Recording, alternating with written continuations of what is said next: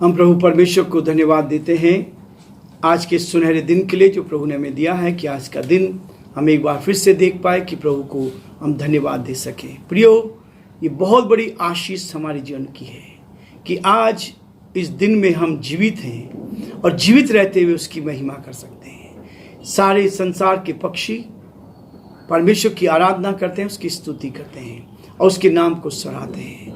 हम मनुष्य होने के नाते प्रभु ने हमें ये सौभाग्य दिया है कि आज के दिन में हम उसकी तारीफ करते चले जाएं, उसके नाम को ऊंचा उठाएं और उसकी महिमा कर सकें। आज के इस डिवोशन में आप सभी का वेलकम, स्वागत। प्रभु आपको बहुत आशीष दे। आप जहाँ कहीं भी हैं, हम यीशु के नाम से आशीष को आपके लिए भेजते हैं। प्रभु आपको बहुत आशीष देगा और आज का दिन आपके लिए बहुत ही आशीषों का दिन बनेगा और जिस काम को आप करेंगे प्रभु उस काम में आपको बरकत देगा, आशीष देगा। यही हमारी दुआ है कि प्रभु आप सब पर बहुत आशीष दे रहा है। मैं आप सबको भी धन्यवाद देना चाहूँगा। आपने इस चैनल को सब्सक्राइब किया है और हमारे लिए आप प्रार्थना करें। बहुत अच्छे कमेंट्स आपकी ओर से आ रहे हैं। प्रभु आपको बहुत आशीष दे। और एक बार फिर से मैं आपसे निवेदन करना चाहूँगा, यदि आपका कोई भी प्रार्थना का विषय है तो स्क्रीन पर हमारा नंबर है, आप फ़ोन कर सकते हैं। और आपके मित्रों का किसी को भी प्रार्थना की आवश्यकता है तो आप हमें फ़ोन कर सकते हैं। हम फ़ोन पर ही प्रार्थना करते हैं। प्रभु चंगाई दे रहा है और ये गवाहियाँ इसी बात को दर्शा रही हैं कि प्रार्थना परमेश्वर कैसे सुनता है। जब हम आत्मा में होकर दुआ करते हैं तो प्रभु हमारी दुआओं को सुनकर उनका उत्तर देता है। हम प्रार्थना करेंगे। आज के डिवोशन के लिए हम प्रभु से आशीष को मांगे।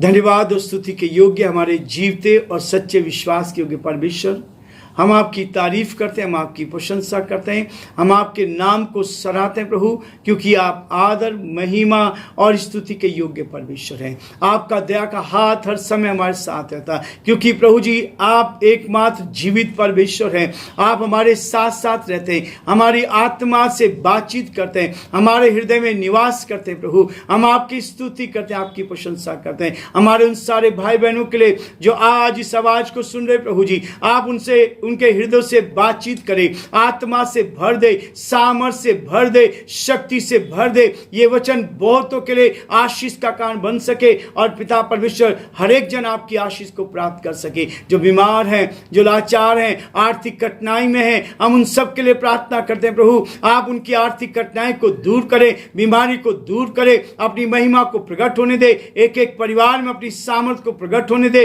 और पिता परमेश्वर हम प्रार्थना करते हैं हर एक भाई, हर एक बहन को अपने हाथों में ले आवश्यकताओं की पूर्ति कर, ताकि सारी बातों के द्वारा आप ही का नाम ऊंचा किया जाए। हे दयालु, हे सामर्थ्य विश्वास को परमेश्वर, आज के इस डिवोशन पर हम आपकी आशीष चाहते हैं। प्रभु इस डिवोशन के द्वारा आपका नाम ऊंचा किया जाए। हमारे प्रदेश के लिए, राजस्थान के लिए प्रार्थना करते हैं। इस प्रदेश पर आपके अनुग्रह की दृष्टि चाहते हैं। इस प्रदेश को में खुशहाली आने दे।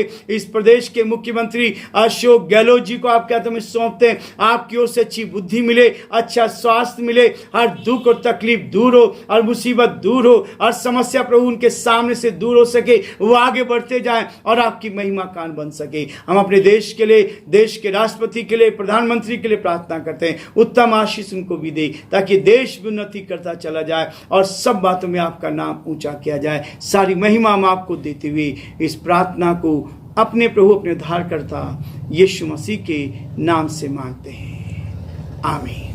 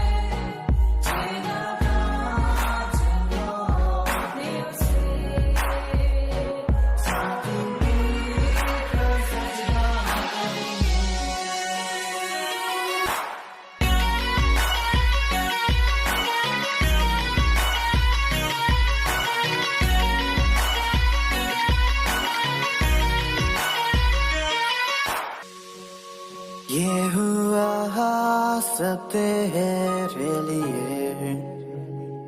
तूने भी उसे छेड़ा था,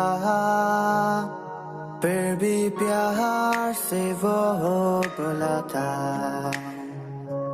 जाता क्यों नहीं तू उसके पास, फिर भी प्यार से वो बुलाता।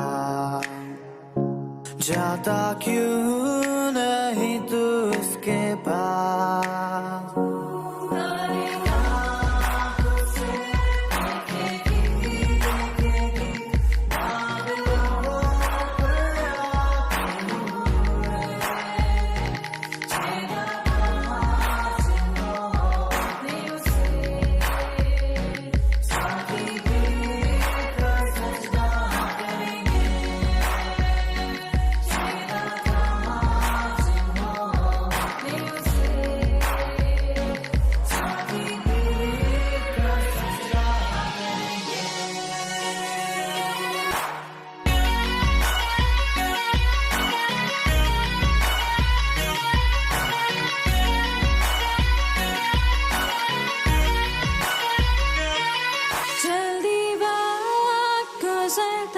जाता है, रात अंधेरी आती है, तौबा कर दरवाजा होगा बंद।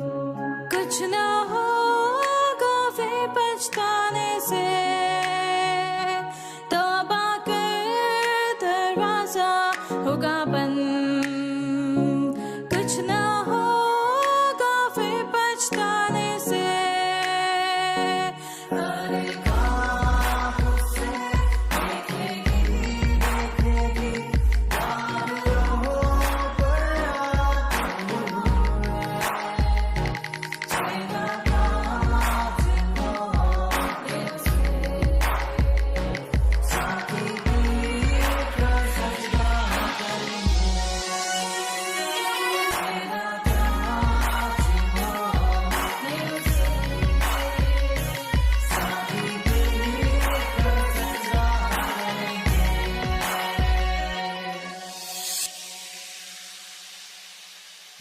प्रियो, हम प्रभु को धन्यवाद देंगे कि परमेश्वर हर रोज हमें ऐसी आशीष देना चाहता। आज का जो शीर्षक है, दृढ़ता से खड़े रहना, मजबूती के साथ। कल हम देख रहे थे, परमेश्वर चाहता है कि हम निर्मल दूध बराबर लेते रहें, प्रभु की संगति में बने रहें, बुराइयों से अलग हटे रहें, प्रभु के साथ चलते रहें। लेकिन आज वो कहता है कि दृढ़ रहना, मजबूत रहना, हिलना नहीं है। समस्या आ जाए, परेशानी आ जाए, कठिनाई आ जाए, हमें एक विश्वासी को, एक मसीह को दृढ़ता से बने रहना है।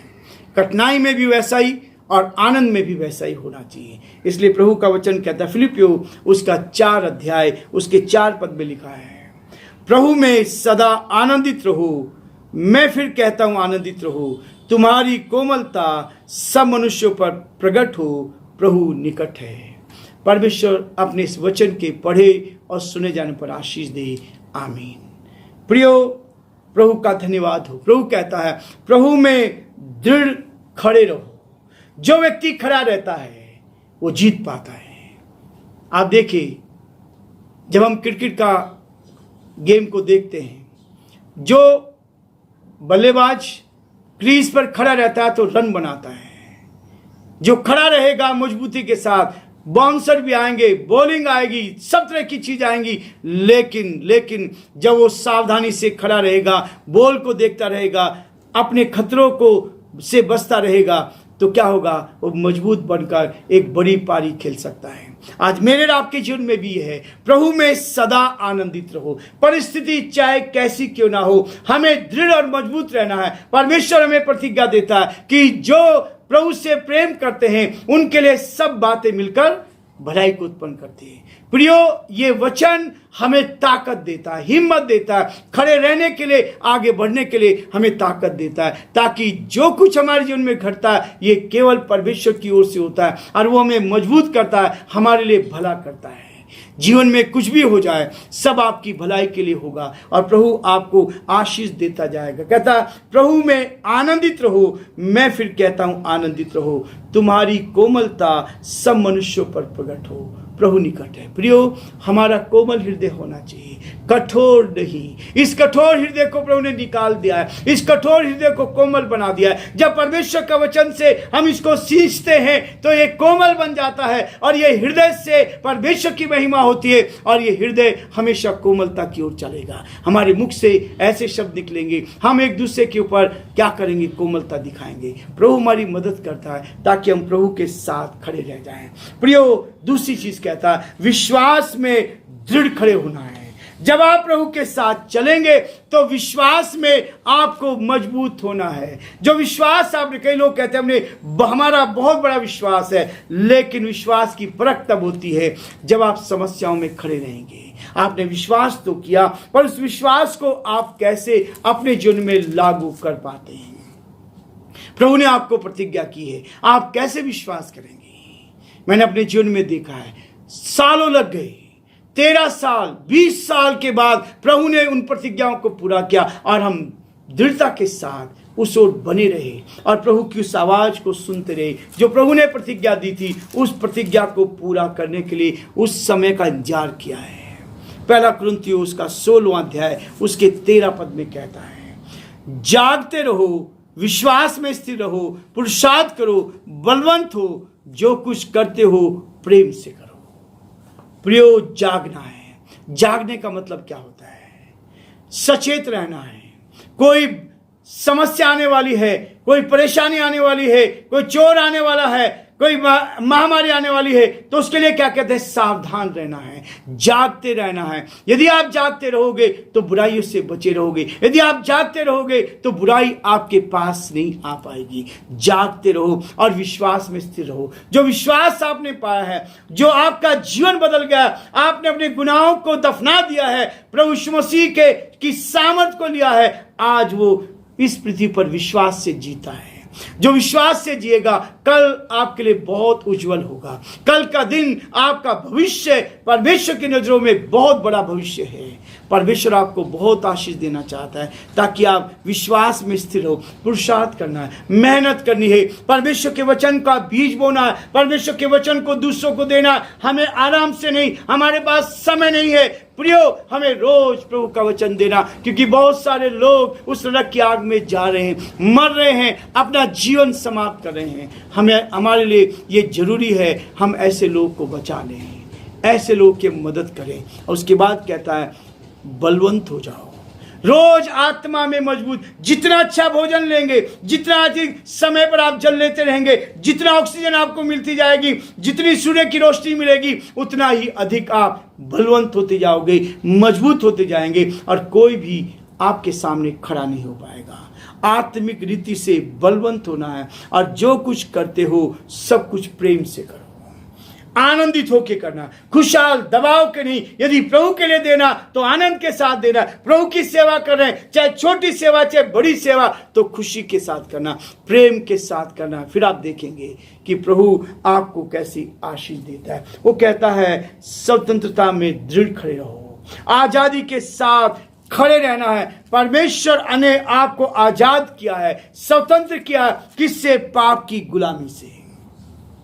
पाप की गुलामी से आपको आजाद कर दिया है, उसमें आपको स्वतंत्र रहना है। पहला पद कहता है, गलतियों उसका 5 अध्याय उसके पहले पद में कहता है, मसीह ने स्वतंत्रता के लिए हमें स्वतंत्र किया है, अतः इसी में स्थिर रहो और दास्तव के जुए में फिर ना जुटो। प्रियो, बहुत सारे मसीह लोग बैकस्लाइड हो जाते हैं, पीछे चले जाते हैं। विश्वास तो किया है, लेकिन जरा सी समस्या आते ही हम पाप के गुलाम फिर बन जाते हैं। वो कहता आजाद रहो, स्वतंत्र रहो, और हमें स्वतंत्रता मिली है, इसलिए क्या करना है? इसी में स्थिर रहना है, मजबूत रहना है और अपने आप को उस गुलामी के जुए में नहीं जुटना है।